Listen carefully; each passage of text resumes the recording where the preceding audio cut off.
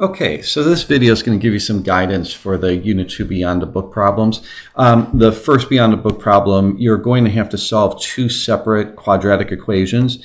And recall that if you have the quadratic equation in the form ax squared plus bx plus c equals 0, one thing you can attempt to do is to see if it will factor. Factoring can be a pretty efficient way of solving a quadratic equation. So for example, the equation that I have here, 2x squared minus x minus 6 equals 0, it will factor. You got 2x and x to give you the 2x squared. It looks like if we put a 3 and a 2 here in those positions, we need it to be a minus 1x middle term. And so positioning that 3 and a negative 2 factor that way gives us the 2x squared minus x minus 6. Keep in mind, we're going to get two solutions from this now using the zero product property, and those two solutions will be rational solutions, right?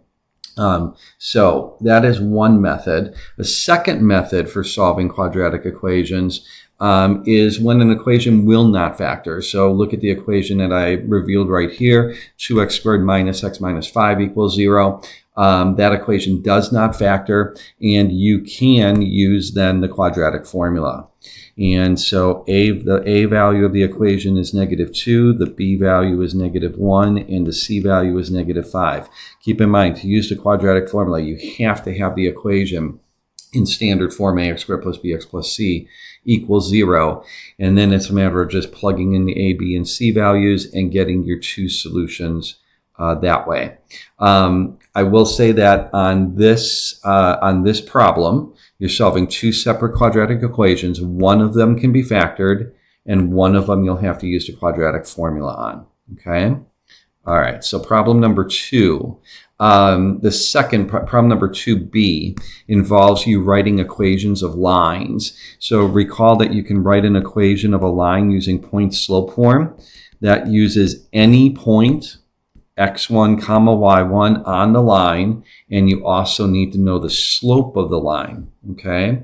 So in order to find the intersection of points k and j, that's that point right there. In order to find that intersection point, you have to come up with the equations of line k and the equations of line g, and you have to find those two equations, okay?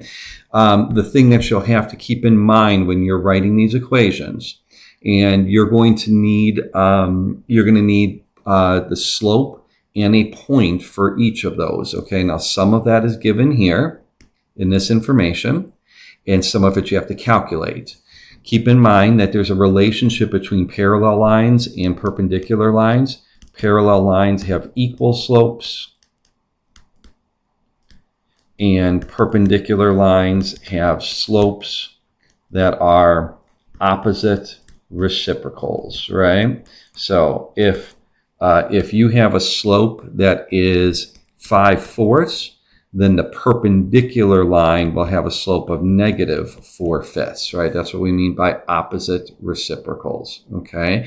So you're going to need that information when you're doing problem number 2. I think problem number 3, I gave this hint here, let the measure of angle A be equal to x. I think the only other guidance I'll have on you, the answer to this problem is not a whole number, okay? So the answer is not a whole number. So don't let the fact that you get a fraction as an answer throw you off. It is not whole, okay? Problem number 4. Problem number 4 takes a little bit of work. I say that I use 2 sets of congruent triangles. I actually use 3 sets of congruent triangles in order to prove this conclusion. So the conclusion uses these sides, AB, BC, and AD, right? So those are the 3 sides. You'll notice that those 3 sides are part of triangles, right? Those triangles right there. And so that's sort of where you're going to focus your attention. Now, let me give you a hint here, okay? The given information lends you to having these 2 triangles be congruent to each other. In proving that those 2 triangles are congruent to each other is helpful, okay? Proving those 2 triangles are congruent to each other is helpful. okay? And it will be helpful for you to prove those yellow ones first and then prove maybe those two and then this, okay? So my big hint on this one is these two triangles right here. Proving them congruent allows you to take pieces and apply them to other triangles, okay? Okay, problem number 5. Whenever you're dealing with parallel lines like you are here, it is helpful to think about transversals. And when you, in this diagram, I use 2 different transversals to give me some relationships involving angles. Okay, so I took that parallel line statement, used 2 different transversals, and that allowed me to work with angles, 2 different sets of angles that were really, really helpful. Okay, this information right here, that ray FH bisects angle JFG, is pretty crucial because it's going to give you, there's a lot of angles in this problem that are congruent to each other. Okay, so there's a lot of angles that are congruent to each other, and you want to have 2 angles definitely congruent to each other to prove your conclusion that you have an isosceles triangle. Okay, all right, have fun with these.